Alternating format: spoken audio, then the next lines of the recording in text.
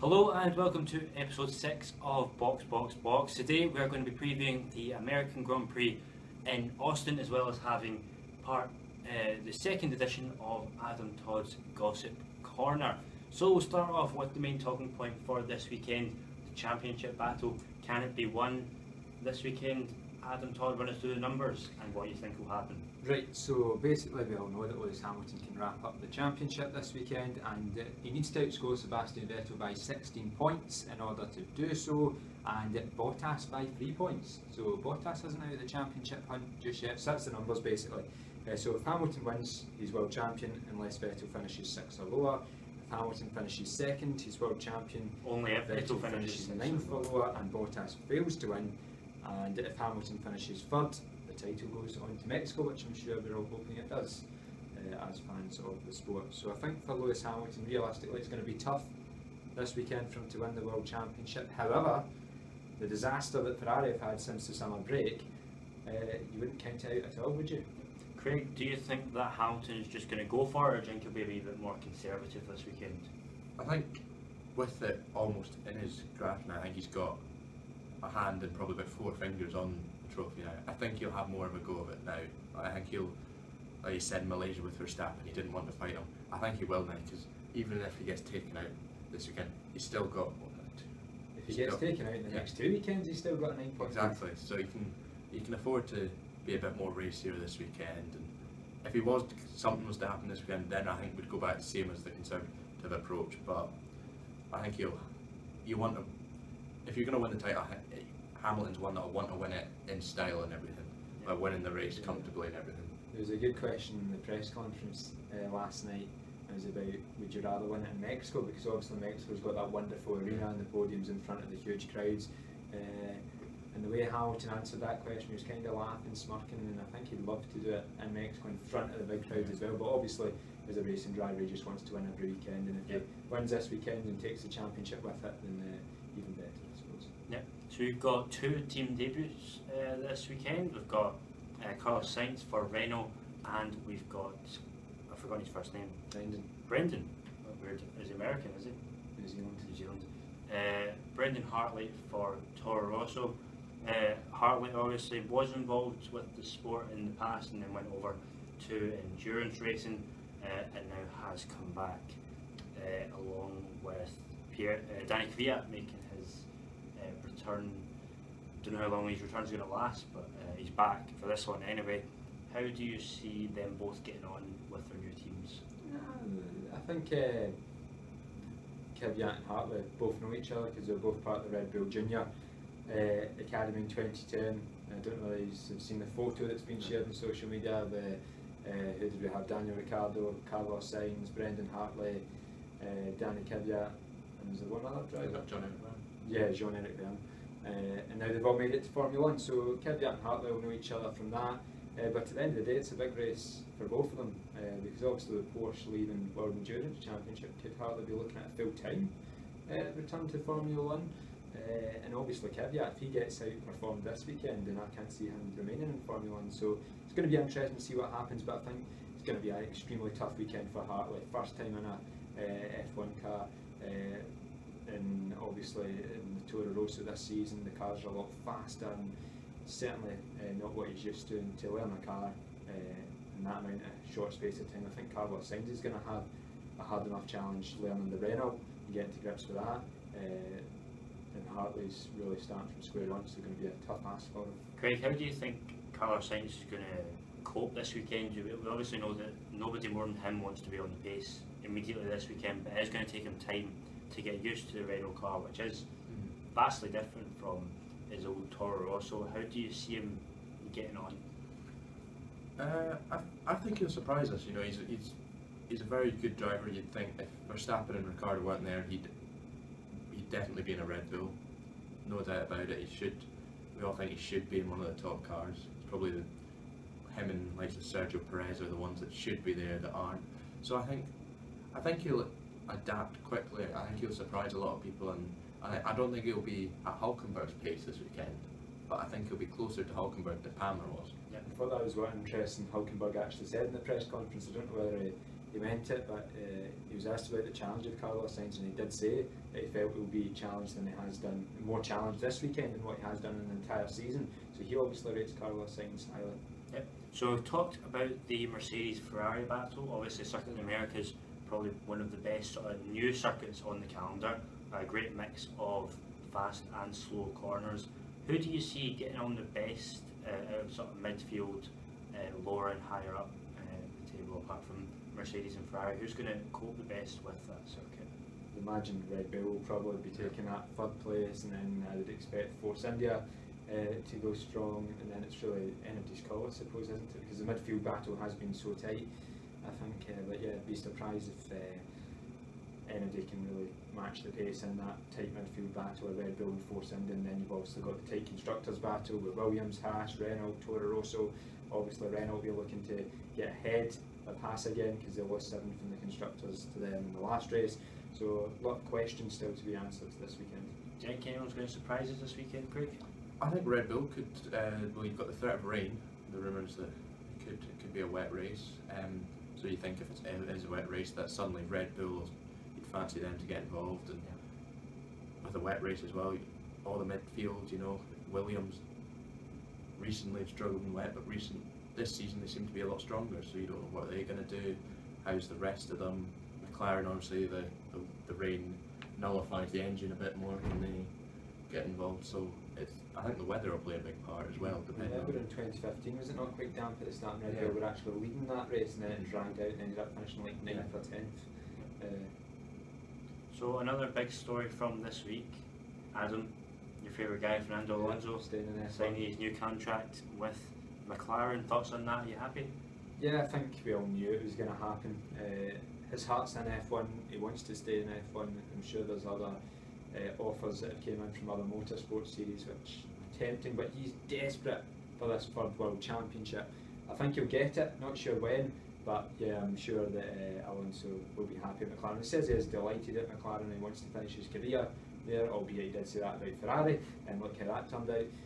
But no, I think Alonso's really enjoying himself at McLaren. I mean, he's always praising the team, and he really does believe that that chassis is capable of winning races with a better engine, and I believe that too. And obviously we're hearing that behind the scenes he was one of the ones pushing for this Honda divorce early on. He got that. Now Renault engines, he's got a good relationship with Renault from 2005, 2006, when he obviously won his 2 World Championships. So I think it's all falling into place. He's an interest in the contract as the option for him to race in other events outside of Formula 1, as long as they don't clash with Formula 1 races. So he couldn't do Indy 500 this year because obviously that clashed with Monaco. And he's obviously looking to the Triple Crown, and Le Mans could be on his radar. That doesn't clash with a weekend, and there's also rumours that he could race the Daytona 24 hours before going to Le Mans, because he said Indy 500 he didn't really have much practice, and he wants to be better prepared to go into Le Mans. So I think for Alonso it's the perfect contract.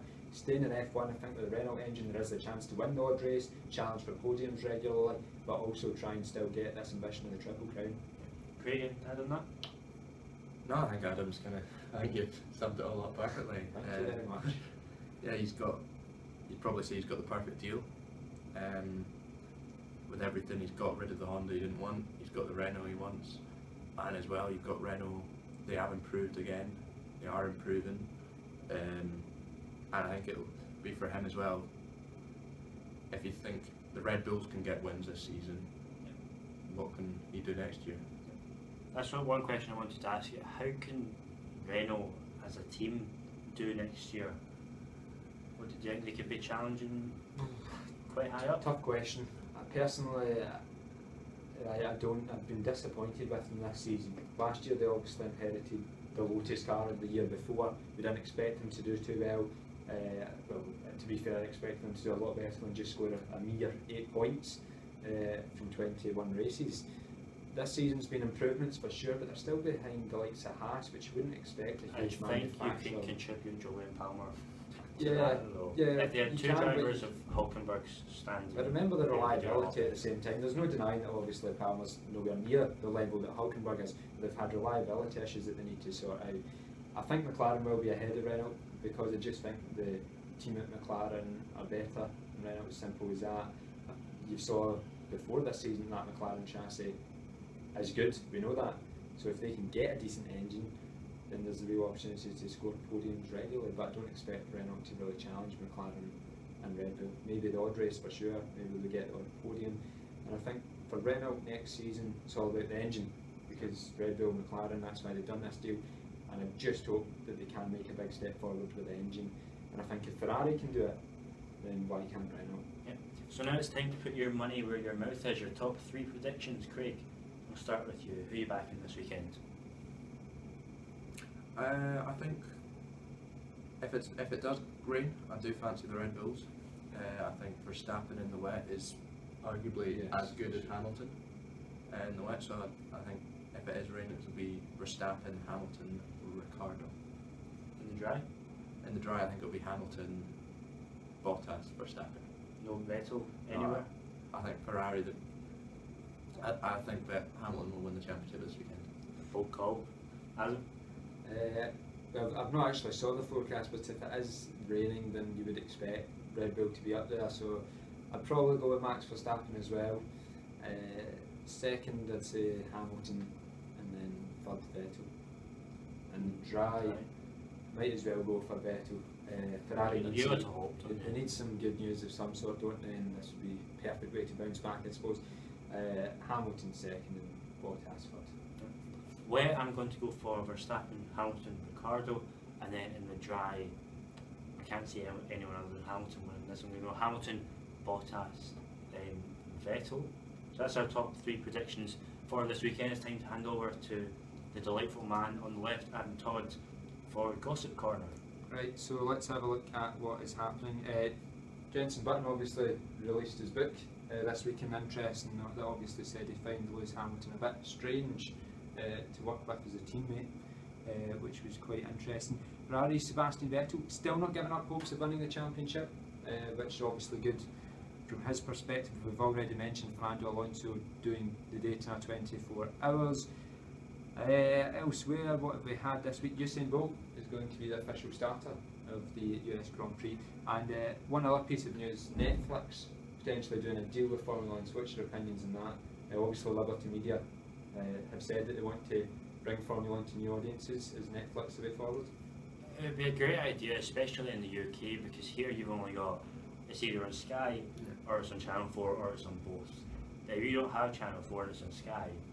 Quite a number of people don't have it, and there's no real option. You need an option where you can just pay for either the full weekend to watch, or individual sessions, or just the race. You can do that on Now TV, but it's not quite as clear cut as that, because you've got to buy it for 24 hours. So to have this Netflix thing where they're talking about buying the watch rights for individual sessions would be a great step forward. I think it would greatly increase the audience of F1, especially in this country.